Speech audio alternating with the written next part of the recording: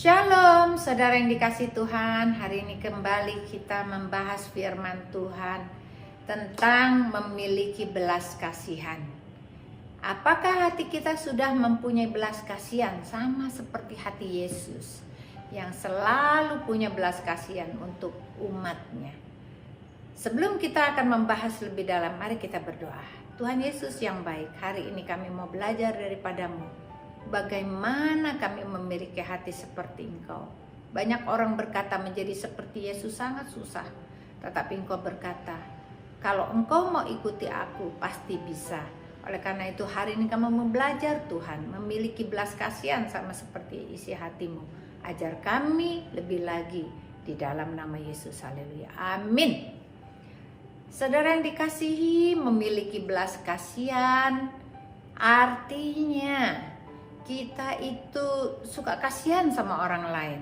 Belas kasihan yang kita kasih bukan hanya kepada orang yang kita kenal.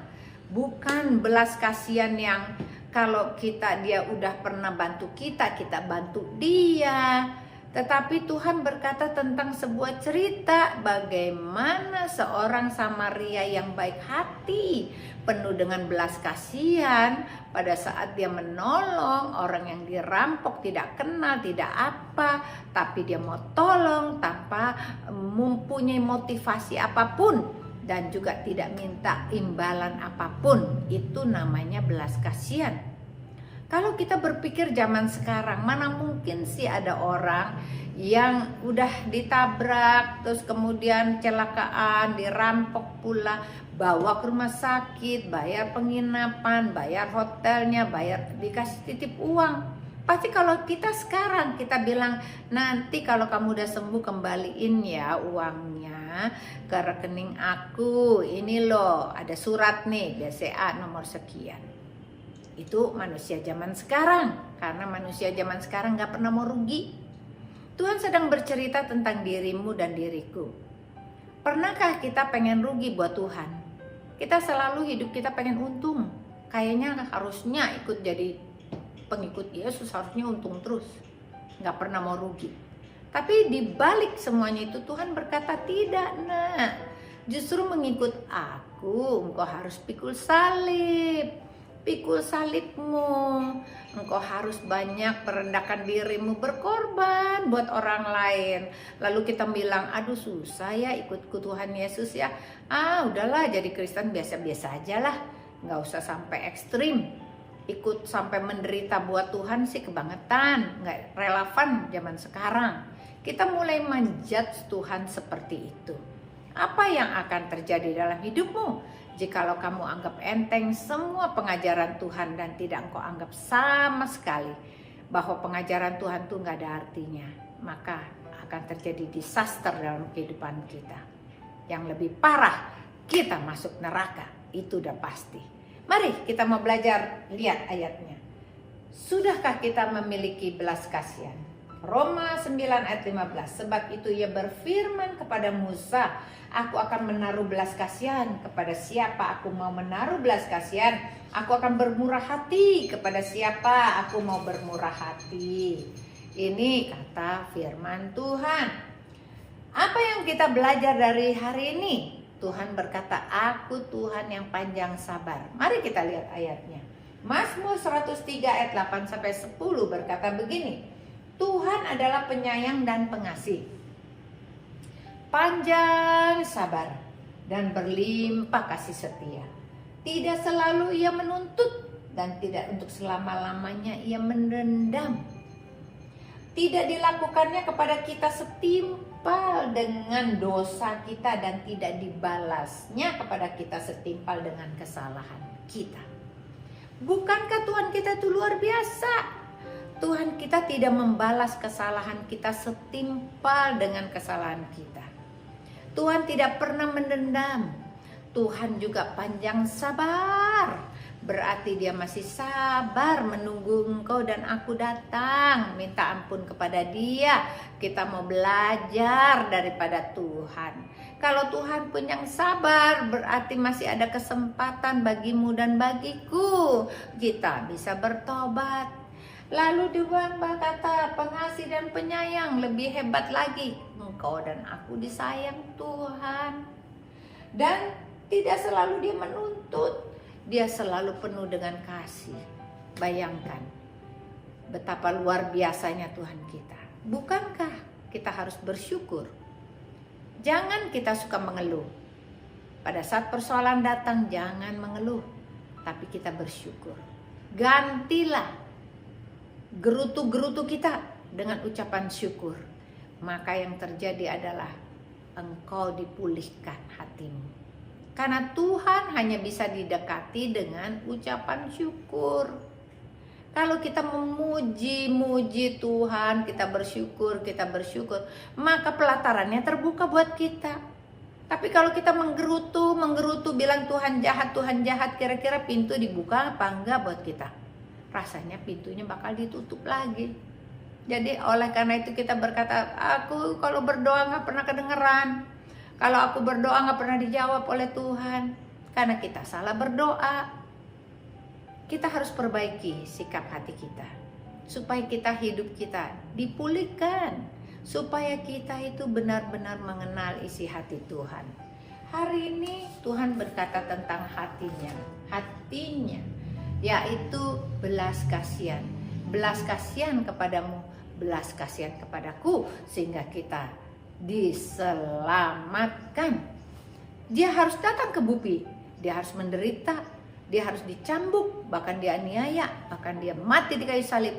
Supaya dengan hatinya yang penuh belas kasihan kepada kita yang berdosa ini, kita diselamatkan. Bukankah engkau dan aku adalah orang yang paling beruntung? Oleh karena itu peganglah janji Tuhan, firman Tuhan hari ini. Kita harus belajar daripada dia. Miliki belas kasihan. Yang kedua, kita harus mengenal hatinya Tuhan Yesus. Matius 9 ayat 36 berkata begini. Melihat orang banyak itu, tergeraklah hati Yesus oleh belas kasihan kepada mereka. Karena mereka lelah dan terlantar seperti domba yang tidak bergembala. Matius 7 ayat 37. Maka katanya kepada murid-muridnya, tuaian memang banyak, tetapi pengerja sedikit. Ayat 38 berkata, karena itu mintalah kepada Tuhan yang empunya tuaian, supaya ia mengirimkan pekerja-pekerja untuk tuaian itu. Pada akhir zaman, Tuhan ingin supaya semua umat manusia di muka bumi ini mengenal Tuhan. Supaya semua bisa diselamatkan. Seluruh bangsa-bangsa, Eropa, Amerika, Afrika, Australia, Asia, semua mengenal Tuhan. Tapi bagaimana caranya supaya hal ini bisa terjadi? Tuhan bilang tuaian begitu banyak, pengerjanya sedikit.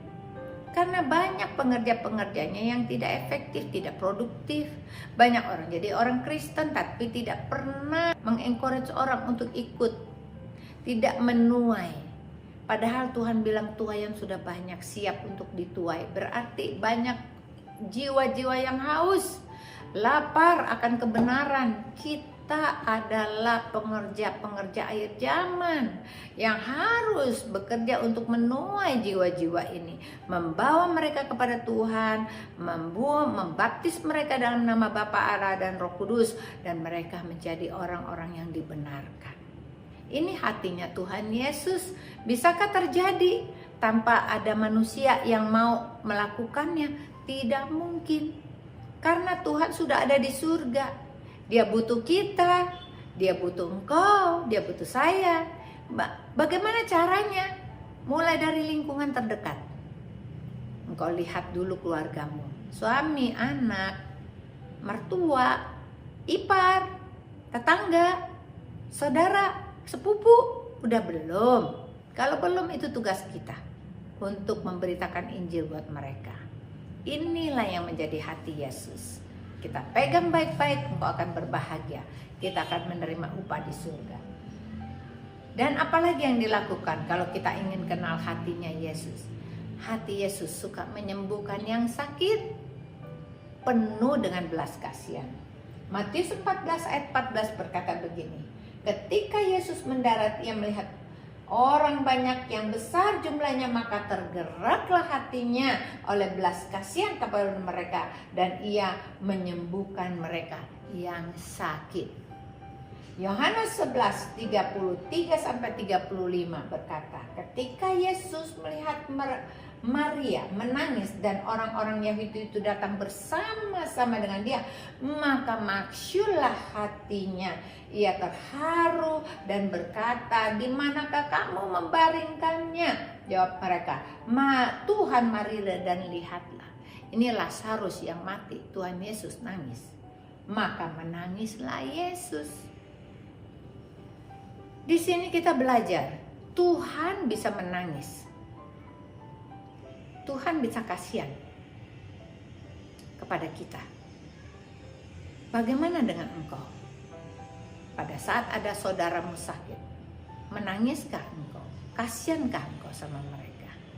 Kita harus belajar. Tuhan bilang, hanya mereka yang peka akan hati Yesus, mereka yang memiliki kerajaan Allah. Orang-orang yang memiliki hati seperti Tuhan Yesus, mereka adalah yang akan mendapatkan kesempatan duduk bersama-sama dengan Allah Bapa. Hari ini belum selesai. Tuhan Yesus belum datang. Masih ada waktu buat engkau dan aku. Kita berlomba untuk mendapat tempat terbaik. Bagaimana Tuhan bisa rubah hati kita tanpa ada Tuhan di dalam? Tidak mungkin. Engkau perlu Tuhan. Pulihkan dulu hatimu. Engkau perlu Yesus ada di dalam hatimu. Duduk makan bersama Yesus pagi, siang, dan malam. Maka Yesusnya akan menggerakkan kepadamu, yang akan mengajarkan engkau akan segala sesuatu, step by step Tuhan bisa lakukan. Kalau Yesus bertata dalam hatimu, melekat di dalam hatimu seperti mata uang yang bersatu, maka belas kasihan Tuhan itu akan ada di hatimu. Dan engkau Tuhan berikan kuasa, yaitu kuasa dalam perkataan, kuasa doa dalam mulutmu. Engkau bisa menyembuhkan orang sakit, engkau bisa menghibur orang yang susah, bahkan engkau bisa mendoakan sesuatu yang mustahil menjadi nyata dalam nama Yesus. Tuhan memberikan banyak hal di depan jika engkau peduli dan ingin berjalan lebih lagi bersama dengan Dia. Masih panjang perjalanan kita. Siapkah engkau untuk melangkah bersama dengan Yesus? Mari kita berdoa. Bapa dalam surga, terima kasih untuk firman-Mu. Hari ini kami ingin belajar lebih lagi Tuhan mengenai isi hati-Mu Tuhan. Supaya isi hati kami dipenuhi oleh belas kasihan seperti Engkau mengasihi kami. Seperti Engkau memilih kami Tuhan. Supaya kami dipakai menjadi alat-Mu mendoakan orang sakit, orang-orang sekitar kami. Bahkan memenangkan mereka. Kami mau jadi pengerja-pengerja yang akan melakukan tuayan-tuayan akhir zaman. Tuhan pakai kami lebih dahsyat lagi. Pakai keluarga kami, berkati usaha kami, berkati pelayanan kami. Kami percaya semua ada dalam tangan-Mu Tuhan. Kami mengucap syukur untuk firman-Mu hari ini. Di dalam nama Yesus kami mengucap syukur, haleluya, amin. Tuhan Yesus memberkati.